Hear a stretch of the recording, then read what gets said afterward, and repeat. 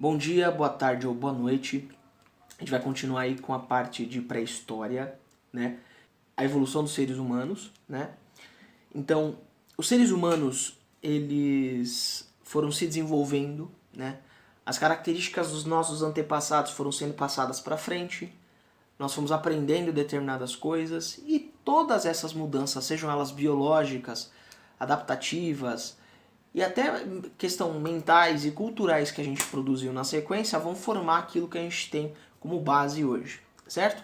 Primeira coisa, a gente tem que pensar algumas características que formam a nossa espécie.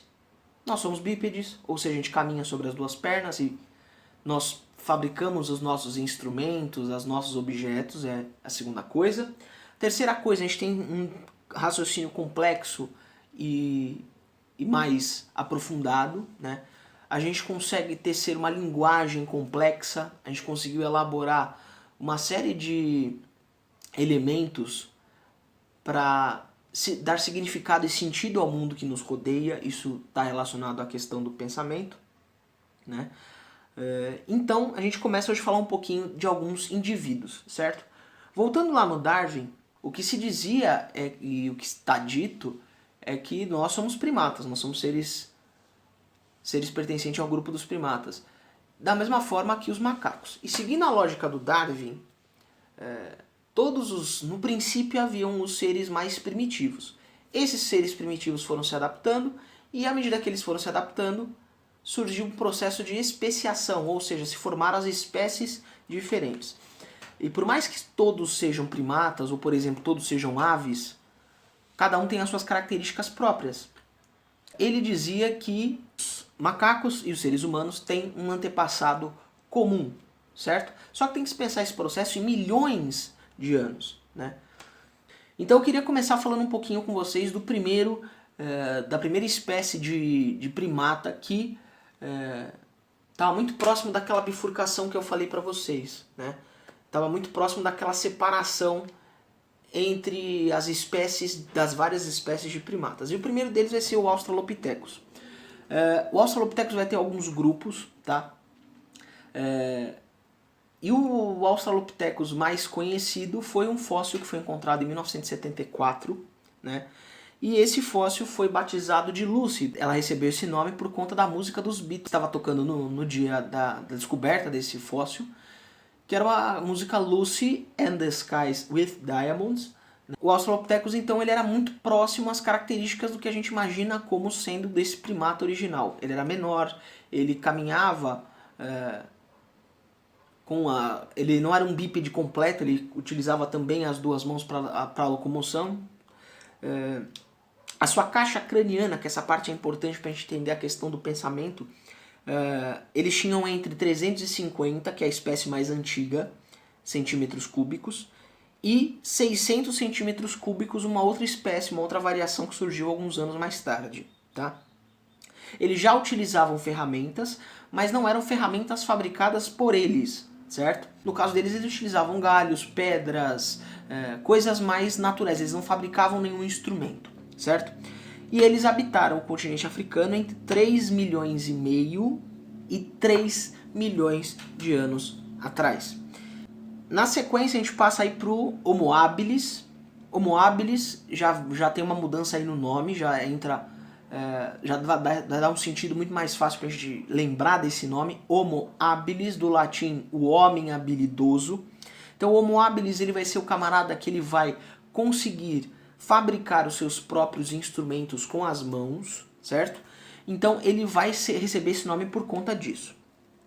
O Homo habilis ele vai habitar o continente africano entre 2 milhões e 1,4 milhões de anos atrás. Os seus primeiros fósseis foram encontrados em 1964. A caixa craniana dele era de aproximadamente 700 centímetros cúbicos, ou seja, o cérebro dele já era um pouquinho maior, e ele apresentava aproximadamente 1 metro de altura e tinha entre 30 e 40 quilos nesse caso, tá? Na sequência a gente tem o Homo erectus, então o homem ereto. Os fósseis mais antigos que a gente tem dessa espécie datam de 1,6 milhões de anos atrás, e os fósseis mais recentes datam de 150 mil anos atrás. Então foi o hominídeo que durante mais tempo existiu na face da Terra. Ele tinha entre 1,6 e 1,7 metros de altura. Como eu já tinha dito, ele já tem a espinha ereta, então nesse caso ele ganha alguns centímetros aí de estatura em relação ao seu antecessor. Você tem vestígios fósseis de que eles são os primeiros hominídeos a se cobrir com peles. E o primeiro fóssil é datado de 1891. O primeiro fóssil foi encontrado ali no final do século XIX. Tá? E já a sua massa craniana, o seu cérebro, tinha um volume de 1000 centímetros cúbicos. Certo? Na sequência você tem o homem de Neandertal, né? O Homo neanderthalensis, é o nome oficial dele. O fóssil mais antigo dele data de 350 mil anos atrás. E o fóssil mais recente data de 29 mil anos atrás, certo? Como eu já mencionei isso em aula para vocês, o Neandertal ele é o camarada que encontra sepulturas e túmulos desses indivíduos. O primeiro fóssil desse cidadão foi encontrado em 1856 no Vale de Neander, na Alemanha. E aí por conta disso ele recebeu esse nome, o homem de Neandertal, né? O homem que veio do Vale de Neander. Né? E o volume craniano dele era de 1490 centímetros cúbicos. Tá? Ele já é mais adaptado ao clima frio do Ártico, então durante a Era do Gelo, que ele já estava espalhado, né? Desde o Homo erectus você já tinha esse espalhamento desses indivíduos. Então o Homo erectus se espalha, o Homo neanderthalensis se espalha, né, pelos outros continentes, né? E percebe-se que o Neandertal era um dos mais adaptados ao frio. E na sequência você tem o Homo sapiens, certo?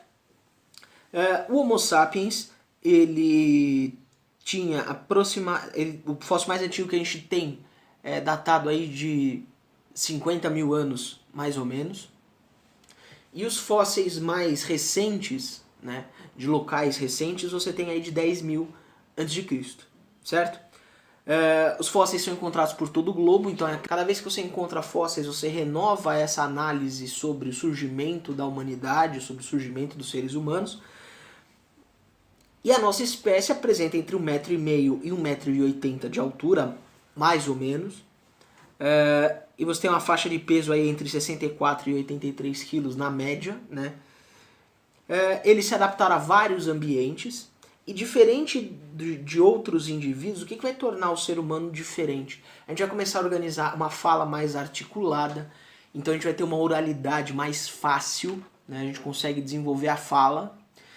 Depois, na sequência, a gente consegue transformar essa fala e o significado que a gente dava para as coisas à nossa volta. A gente começa a dar nomes para essas coisas, e depois, esse nome dessas coisas, a gente começa a criar letras para simbolizar essas coisas, e depois esses signos viram as letras dos alfabetos que a gente conhece, dos alfabetos antigos e até os alfabetos de hoje. Né? E uma diferença entre os sapiens e o Neandertal, uma das diferenças vai ser a questão da caixa craniana. A nossa caixa craniana é 10% menor do que a taxa craniana do Neandertal. Mas principalmente o Neandertal ele não conseguia desenvolver uma fala articulada porque ele tinha um queixo mais robusto, né? E uma série de características na face que tornavam esse movimento articulado da fala muito mais difícil. E a gente tem que pensar que, então, as características importantes para a gente entender esses indivíduos vai ser justamente a fabricação ou não de instrumentos, o tamanho da caixa craniana desse indivíduo, ou o tamanho do cérebro desse indivíduo. Muitas vezes a questão do cérebro vai significar muito mais a questão de ter pensamentos abstratos ou pensamentos mais complexos. E por último você tem também a questão de andar sobre duas pernas, né? A partir do terceiro hominídeo que eu falei com vocês, que é o Homo erectus, ele vai passar a andar sobre duas pernas e, por fim, a característica que vai nos diferenciar dos outros anteriores é justamente a criação, a possibilidade de a gente poder criar fala, né? A gente poder dar nome para as coisas a partir da oralidade, né? Bom, Basicamente, pro segundo vídeo de pré-história é isso, tá? Eu peço já desculpa de antemão se ficou uma coisa muito com dados e tudo mais, mas a gente tem que pensar um pouquinho racionalmente como é que essas mudanças foram acontecendo. De qualquer forma, eu já agradeço que vocês tenham assistido. Qualquer coisa, dúvidas, perguntas, comentários, mandem para mim no Google Sala de Aula, no grupo da sala, no e-mail. Vocês conseguem me achar por qualquer mecanismo desses e a gente vai se falando, tá bom? Fiquem bem, fiquem em casa e até mais. Tchau, tchau.